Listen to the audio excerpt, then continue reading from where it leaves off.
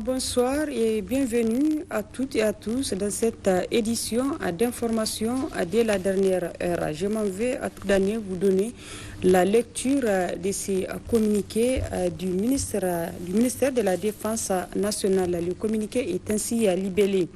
Les différentes offensives menées par les forces armées nigériennes dans l'ouest du territoire national ont contribué à désorganiser et affaiblir les différents groupes terroristes qui y sévissaient, les réduisant à s'adonner à des actes de prédation, d'intimidation, de vol de bétail et souvent d'assassinats ciblés, notamment dans les zones ouest Torodi et sud Goté. Ces actions ennemies ont malheureusement poussé au déplacement d'une partie de la population de certains villages de cette zone, notamment Bolsi 1 et 2 et Banizumbu, sur instruction expresse du président de la République. Les forces de défense et de sécurité ont déclenché depuis le 16 mai 2022 des opérations de ratissage et de nettoyage dans ces secteurs en vue de les assainir. Ces opérations se poursuivent et ont donné les résultats considérables suivants. À la date du 23 mai 2022, côté ami, 2 blessés et un véhicule endommagé par un engin explosif improvisé. Côté ennemi, 105 GAT neutralisés, 163 motos détruites, 12 poules logistiques détruites et 11 bases de regroupement détruites. Dans la poursuite des opérations de sécurisation et de lutte contre le terrorisme, les forces armées nigériennes mènent sans discontinuer les opérations afin de permettre aux populations de ces zones qui se sont déplacées de rejoindre rapidement leur lieu de résidence habituel. Fait à Niamey le 24 mai 2022, a signé le ministre de la Défense nationale Al-Kassoum Indatou. À la présidence de la République, le président de la République, chef de l'État Mohamed Bazoum, a présidé ce matin une réunion de haut niveau sur la mise en œuvre du programme Kandaji. Accélérer la mise en œuvre de ce programme est l'objectif principal de cette réunion. D'autres précisions avec Nadia Mouman et Laouli Aïda. Le barrage de Kandaji, élément central du programme de régénération des écosystèmes et de mise en valeur du fleuve Niger, est en cours de construction depuis les années 1970. Il doit permettre l'électrification du pays et la réduction des crises alimentaires avec la création de 45 000 hectares de surface irriguée. L'état d'avancement est l'objet de cette rencontre initiée par le président de la République. Il vous souviendra que son Excellence, le président de la République, avait déjà reçu, en tout cas l'équipe de Kandaji, dès sa prise de fonction, pour s'enquérir de l'état d'avancement du programme. Il a visité lui-même le chantier des travaux de Kandaji et aujourd'hui, donc, il a fait venir tous les acteurs pour échanger, donner des instructions pour accélérer la mise en œuvre de ce programme extrêmement important. Vous savez, le programme Kandaji, il y a la construction du génie civil du barrage, la centrale et la ligne d'énergie. Nous avons également toutes les mesures de sauvegarde environnementale et sociale qu'il faut mettre en œuvre, notamment la réinstallation des populations. Je dois rappeler que nous devons réinstaller, déplacer une ville comme Ayuru, plus 24 autres villages. Alors aujourd'hui, en ce qui concerne le génie civil du barrage, les travaux sont en cours. La centrale également, l'entreprise a été choisie, elle a commencé les travaux. Et la ligne de transport d'énergie également, l'entreprise a été choisie, les travaux vont démarrer incessamment. En ce qui concerne la réinstallation des populations, nous avons dû, compte tenu de la masse importante des populations à déplacer, et pour très bien réussir cette réinstallation-là, nous l'avons fait en 2 vagues. Donc la première vague, c'est la population qui est installée sur le site du barrage et celle qui est impactée par la réalisation du barrage. Cette population-là a été entièrement réinstallée dans un nouveau site avec tous les aménagements qu'il faut. Nous avons réalisé des aménagements hydro-agricoles pour ces populations, reconstruit les maisons, les routes, l'électricité, tout a été fait. Ça, c'est terminé. Maintenant, nous attelons à la réinstallation de la population de la deuxième vague. La deuxième vague, c'est quand même 50 000 personnes à réinstaller. À ce niveau, le financement a été mobilisé pour faire cette réinstallation-là. Aujourd'hui, nous sommes en train de faire les travaux d'aménagement des nouveaux sites où on doit les réinstaller. Et donc le principe de recruter aussi un prestataire pour nous aider à réussir cette réinstallation-là, le processus d'acquisition est en cours. Voilà schématiquement ce que nous en sommes. Le barrage de Kandaji sera édifié sur le fleuve Niger à 187 km en amont de la capitale Niamey, à 489 km de la frontière avec le Nigeria et 60 km en aval de celle avec le Mali. Son financement est assuré par la Banque mondiale, la Banque africaine de développement et l'Agence française de développement pour affranchir énergétiquement le Niger. Coût global du projet, 740 milliards de francs CFA. À l'Assemblée nationale, le président Seynou Mourou a accordé en fin de matinée de ce mardi 24 mai 2022 à deux audiences, l'une avec une délégation de l'inter-comité parlementaire de l'UEMOA et l'autre au secrétaire général entrant du comité interparlementaire du G5 Sahel. D'autres précisions avec Mamoudou Idrissa Maïga et Issouf Samaïla. La première audience a été accordée à une délégation de l'intercomité parlementaire de l'UEMOA, conduite par son président, Lucien Onyibo. Cette délégation séjourne en effet au Niger depuis le lundi, dans le cadre d'une session de l'inter-sous-comité de l'intercomité parlementaire de l'UEMOA. Nous sommes allés rendre une visite de courtoisie au président et nous avons profité pour échanger un peu de notre parlement, comment nous avons... Tous les pays ont ratifié la mise en place du Parlement et que ça tarde à venir. On a souhaité qu'il nous donne un coup de pouce pour que nous puissions être installés pour devenir un Parlement plénier. La deuxième audience a été accordée au secrétaire exécutif du comité interparlementaire du G5 Sahel, Tankwano Robert. Je suis venu aujourd'hui voir son Excellence, le président de l'Assemblée nationale du Niger, à la demande donc du président en exercice du CIPG 5 Sahel, qui est le président de l'Assemblée nationale du Tchad, dans le cadre donc de ma prise de service officielle. Vous savez que c'est le Burkina Faso qui a le mandat actuellement du secrétariat exécutif du comité interparlementaire G5 Sahel. Et M. Traoré Karamoko Jean-Marie, qui était le secrétaire exécutif de cette institution, a été appelé au gouvernement du Burkina Faso comme ministre délégué auprès du ministre des Affaires étrangères chargé de la coopération régionale. J'ai été désigné par son Excellence, Monsieur le Président de l'Assemblée de transition du Burkina Faso, accepté par ses pairs, donc des parlements membres du CIPG 5 Sahel, pour venir continuer ce mandat. C'est pour ça que je suis venu voir son Excellence, Monsieur le Président de l'Assemblée nationale du Niger. C'était aussi de lui dire merci pour son appui en faveur de ma candidature. Le président de l'Assemblée nationale a échangé longuement avec ces deux personnalités qui ont d'ailleurs salué sa disponibilité et l'accueil dont ils ont fait l'objet au Niger. À l'Assemblée nationale, toujours les travaux de la première session ordinaire de l'institution au titre de l'année 2022 se poursuivent toujours ce matin à la plénière. Les députés nationaux ont examiné et adopté plusieurs projets de loi de ratification en faveur de l'accès de population à l'électricité, à l'eau et la santé. Retrouvons Mamoudou Idrissa Maïga et Issouf Samaïla. À l'ordre du jour de cette plénière du 24 mai 2022, 4 projets de loi de ratification. Le projet de loi portant ratification de l'ordonnance numéro 2022-005 du 27 janvier 2022, autorisant la ratification du contrat de financement des montants de 61 milliards d'euros, signé le 9 décembre 2019 à Niamey et le 11 décembre 2019 à Luxembourg, entre la République du Niger et la Banque européenne d'investissement pour le financement du projet Nigelec Extension de l'accès à l'électricité. Ce projet de loi a été adopté, 105 voix pour, 0 contre et 0 abstention.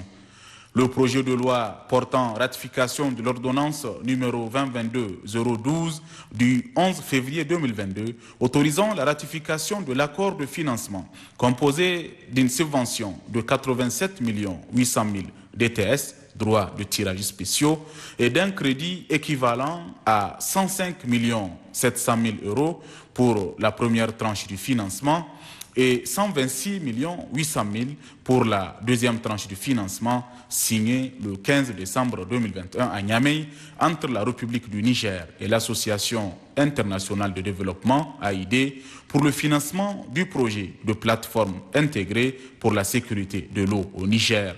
Ce projet de loi a été adopté 111 voix pour, 0 contre, 0 abstention.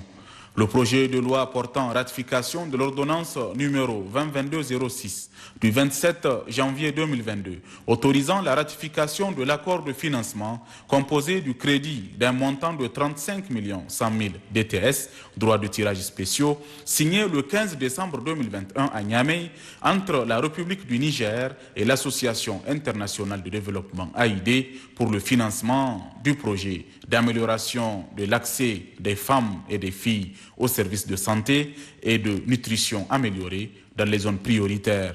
Ce projet de loi a été voté 105 voix pour, 0 contre, 0 abstention.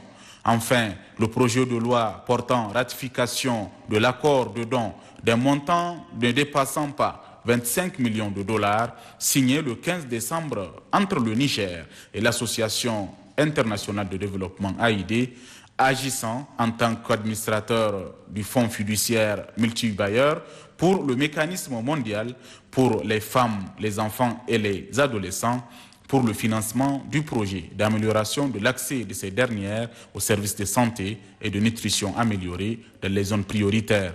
Ce projet de loi a été également voté 105 voix pour, 0 contre et 0 abstention. Pour tous ces projets de loi, toutes les commissions ont été saisies, dont la Commission des Affaires étrangères et de la coopération au fond.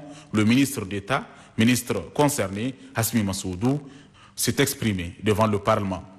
Je voudrais me féliciter de ce vote unanime de ces 4 projets de loi. Vous venez donc d'adopter un accord de financement sur l'électricité, sur l'énergie, un deuxième sur l'eau, et un troisième et un quatrième sur la santé maternelle et infantile. Donc tous ces secteurs-là sont des secteurs prioritaires, des secteurs clés pour le développement de notre pays et le bien-être de nos populations. Il est normal que ce vote soit unanime. Sur les questions essentielles, tout le monde se retrouve et je voudrais vraiment féliciter l'ensemble des membres de l'Assemblée nationale. La plénière reprendra le jeudi 26 mai 2022 avec à l'ordre du jour plusieurs questions liées au développement de notre pays. Lancement ce matin à Niamey de la campagne de distribution massive et gratuite des moustiquaires imprégnés d'insecticides à longue durée d'Action Milda, édition 2022.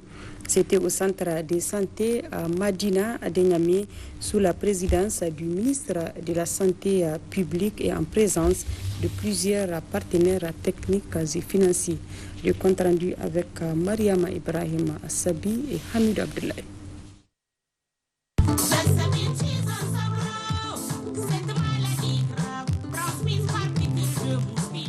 Cette campagne de distribution massive et gratuite, prévue du 24 au 29 mai 2022, entre dans le cadre de la mise en œuvre des activités de prévention contre le paludisme.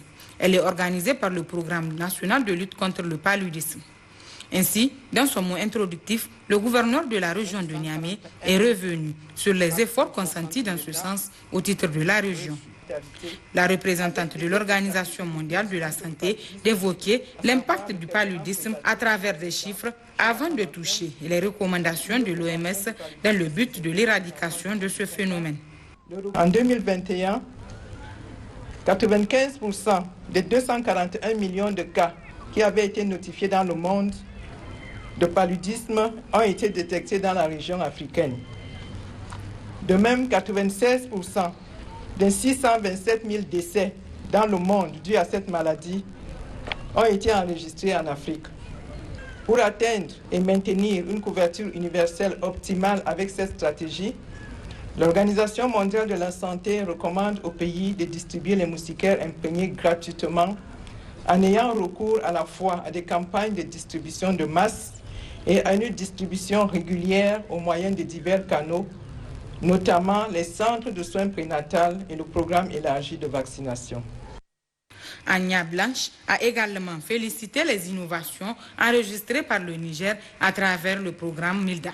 Dans son discours de lancement, le ministre de la Santé publique a clairement désigné la cible concernée par cette campagne et la procédure du déroulement de cette dernière.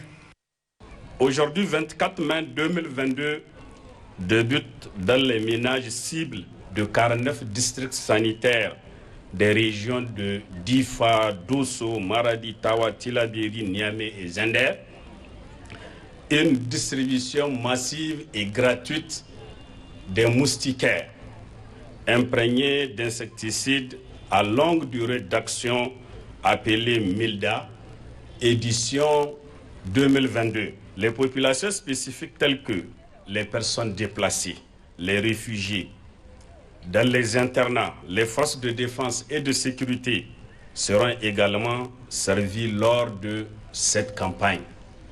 Cette campagne de distribution de masse permettra de distribuer environ 10 millions de moustiquaires dans les ménages et d'assurer leur utilisation par la population. Les moustiquaires seront distribués en stratégie porte à porte dans au moins 2 792 ménages pour couvrir plus de 16 millions de personnes des localités ciblées. C'est enfin aux représentants de la première dame, Hadiza Bazoum, présidente de la Fondation Nour, marraine de la campagne, de préciser l'importance de l'utilisation correcte et régulière du MILDA. Je voudrais vous encourager à dormir sous moustiquaire toute la famille, toutes les nuits et pendant toute l'année. L'utilisation correcte et régulière de ces moustiquaires imprégnés d'insecticides à longue durée d'action présente plusieurs avantages. Elle empêche la transmission du paludisme. Elle réduit l'abstinence des enfants à l'école et réduit la perte des jours de travail pour les parents. Elle protège la femme enceinte contre le paludisme. À noter qu'auparavant, le président du CCM a également intervenu pour clarifier que cette campagne vient à point nommé car elle coïncide bien avec la saison pluvieuse qui rime avec la prolifération des moustiques.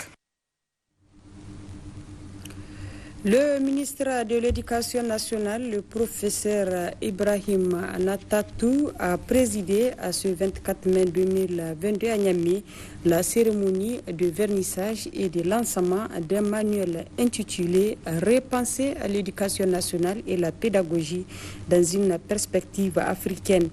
Un ouvrage pratique destiné aux enseignants du primaire et du secondaire et à leurs formateurs ayant pour vision l'amélioration de l'éducation au Niger. Le point avec Hassoumi Abdullahi et Abdoulaye Ali.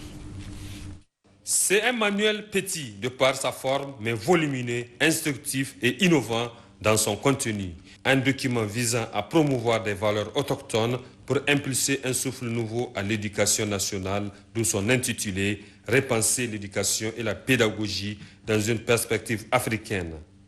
11 chercheurs et 4 traducteurs Hausa, Zarma, Tamashek et Fulfulde ont contribué à la conception, à la rédaction et à l'édition de l'ouvrage sous l'égide de l'Université de Niamey, l'Université de Genève en Suisse et la Fondation de bienfaisance Vittorino Scigioli d'Italie.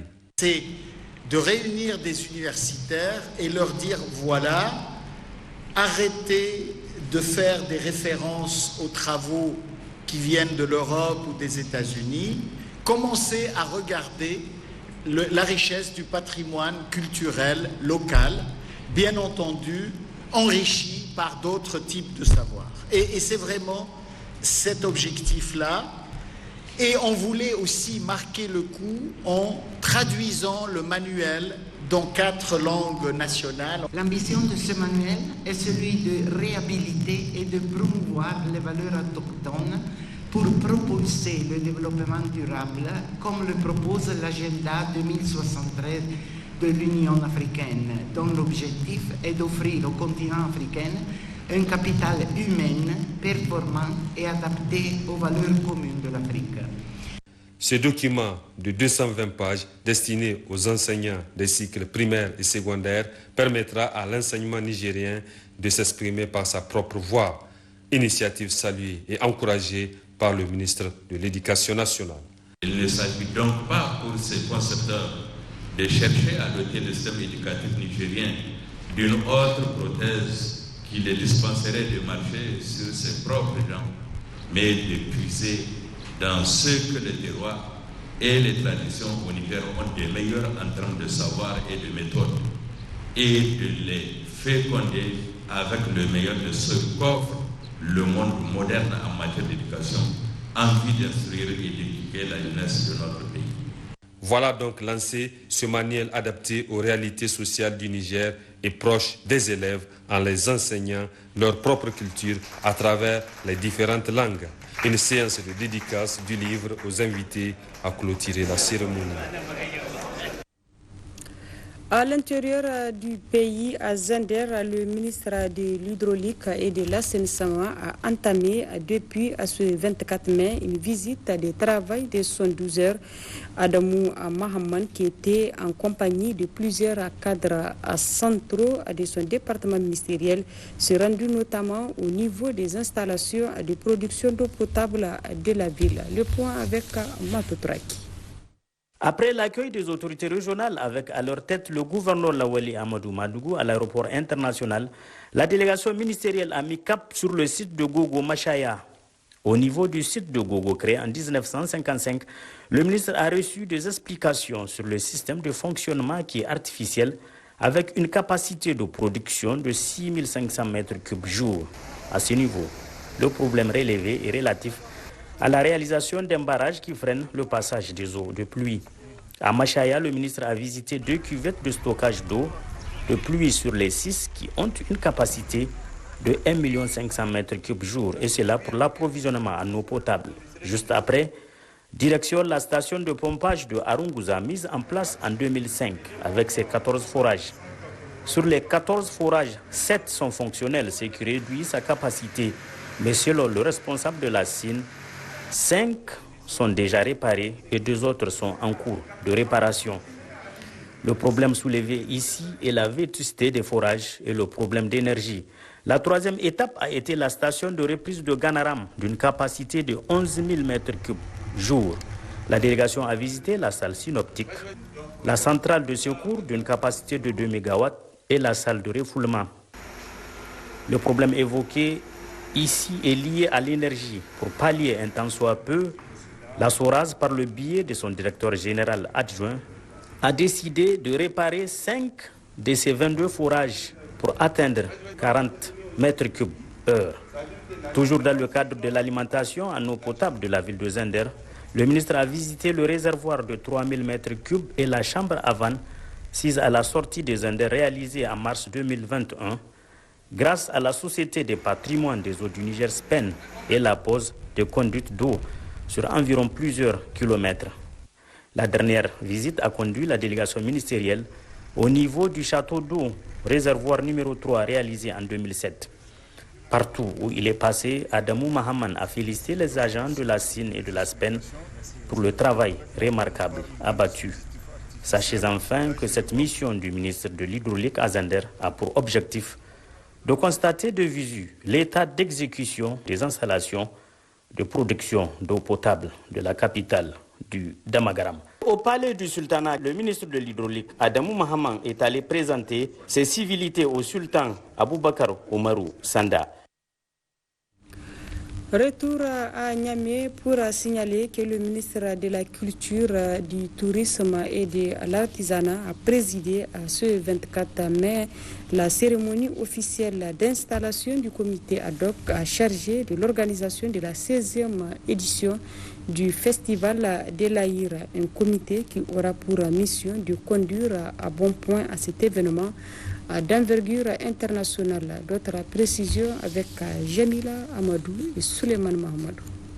L'organisation de la 16e édition du Festival de l'Aïr est d'une importance capitale car elle permettra aux acteurs de mieux contribuer à mettre l'accent sur le brassage culturels et autres facteurs sociaux pour l'unité, la paix et le développement au Niger. Cette présence, nous la percevons également comme un témoignage fort de la volonté des autorités de notre pays à soutenir et accompagner cet événement qui concourt à la valorisation de notre culture et à la préservation de la paix et de la cohésion sociale au sein de nos communautés. Je voudrais aussi exprimer ma satisfaction pour la présence à nos côtés des autorités régionales et communales d'Agadez et d'Ifrouane. Toute chose qui traduit, si besoin est, leur engagement à porter et à conduire ce projet avec succès. La mise en place de ce comité ad hoc est une occasion pour les acteurs du tourisme et de l'artisanat de promouvoir le domaine. Des dispositions particulières soient prises pour sensibiliser les différentes communes, parce que le festival, c'est les différentes communes de la région d'Agadez qui constituent les piliers culturels et touristiques. Donc il faudrait créer les conditions de mobiliser dès maintenant les différentes communes. Parce que c'est elles qui viennent avec les produits culturels, c'est elles qui viennent avec les produits artisanaux, donc toutes les communes d'Agadez, et c'est elles aussi qui animent l'événement. Donc il faut prendre les dispositions dès maintenant pour qu'elles se mettent au travail. Elles se mettent au travail parce qu'elles doivent avoir des comités, donc des comités qui préparent les éléments culturels, des comités qui préparent les éléments artisanaux, les éléments donc, du tourisme et tout ça. Donc il faut qu'ils aient le temps de préparer ça. Rappelons-le, le Festival de l'Aïr est un événement socio-culturel et un produit d'appel touristique qui contribue à la valorisation du patrimoine culturel et touristique ainsi qu'à la préservation de la paix et la cohésion sociale au sein des communautés. Le ministre en charge de la décentralisation a conduit à la mission du Niger au 9e sommet d'Africité tenu du 17 au 21 mai 2022 à Kisumu au Kenya. Dr Darda Ouzeneidou est revenu à ce 24 mai sur les prouesses de la délégation nigérienne, principalement la candidature de la ville de Niamey au poste de la première présidence du CGLU mode Aman Oumarou. Les rôles des villes intermédiaires de l'implémentation de l'agenda 2030 des Nations Unies et 2035 de l'Union africaine, tel est le thème de ce 9e sommet d'Africité tenu à Kisumu, au Kenya. La délégation du Niger, conduite par le ministre Darda Ouzeneidou de la décentralisation, se compose d'une cinquantaine de membres répartis en panel. En ce qui concerne les différentes prestations de la délégation du Niger, je dirais que nous en sommes sortis très satisfaits parce que pour le moins il faut dire que chacun a joué le rôle qu'il devait jouer. Au-delà de la thématique qui a été retenue pour ce sommet, vous savez, il y a une centaine de panels, une centaine de sessions qui faisaient partie du programme général du sommet. Et tous les membres de la délégation du Niger, que je précise au passage, la majorité étant des élus, nous avions pu positionner chacun en fonction des thèmes qui sont opportuns pour notre pays. Et pour certains, il s'agit de présenter l'expérience du Niger. Pour certains, il s'agit de recueillir des expériences des autres pays. Et c'est ça la plus-value. C'est ça le plus important pour notre participation, pour voir ce qui s'est fait ailleurs, pour voir ce que nous pouvons donner aux autres. Donc, ce partage d'expériences nous a été très bénéfique. La délégation du Niger a pu faire des rencontres importantes avec des délégations d'autres pays.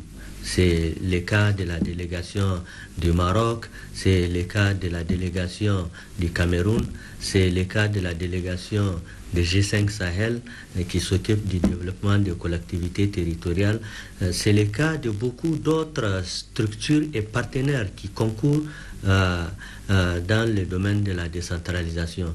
Donc nous avions échangé des contacts, nous avions renoué des relations, nous avons réchauffé certaines conventions qui existaient entre certaines régions du Niger et des structures d'autres pays. Le ministre Dadao Zenedou, qui se réjouit de la pertinence et de la sagesse de la délégation du Niger, a pesé de tout son poids pour placer les Nigériens dans plusieurs structures de la sous-région et même mondiale. La délégation du Niger, à travers certaines structures de collectivités territoriales, nous nous sommes fait élire à des positions dans d'autres structures. Nous nous sommes fait élire à des positions dans des réseaux, par exemple le réseau RIAFCO, le réseau des institutions africaines de financement des collectivités territoriales. Nous avions pu obtenir la première vice-présidence. Nous avions eu la présidence des jeunes maires d'Afrique. Évidemment, nous avions fait cas aussi de certains projets que compte mettre en œuvre la ville de Niamey, qui, je précise au passage, nous avions toujours maintenu notre position de première vice-présidence des villes au sein de ce gouvernement local. Et donc c'est une position importante qui nous permet d'avoir de la visibilité pour beaucoup de choses que nous aurions à faire. Un réel motif de satisfaction, dira le ministre Dadao Zenedou, qui remercie l'État du Niger et les partenaires au développement pour la participation du Niger à ce 9e sommet d'Africité. Véritable carrefour de rencontre entre les partenaires au développement, les décideurs locaux et les ministres en charge de la décentralisation et ou du développement local. Africité est désormais une plateforme interactive pour donner et recevoir des bonnes pratiques au niveau de nos collectivités territoriales. Le député maire président du conseil de ville de Niamey, Oumarou Dogari Moumouni, ainsi que plusieurs participants ont salué la forte implication de l'État pour cet accompagnement. Oumarou Dogari Moumouni a salué personnellement dans une interview l'appui substantiel du ministre Dadao Zenedou en charge de la décentralisation pour sa candidature, pour la candidature de la ville de Niamey au CG du Monde, la conférence des cités et gouvernements unilocaux du monde. Et c'est sur ces images que s'achève ce journal. Merci à vous de l'avoir suivi. C'est également à la fin du programme de ce 24 mai 2022 sur Télé Sahel. Le prochain rendez-vous est pour ce jour 25 à 10h précise pour un nouveau programme du jour. Bonsoir.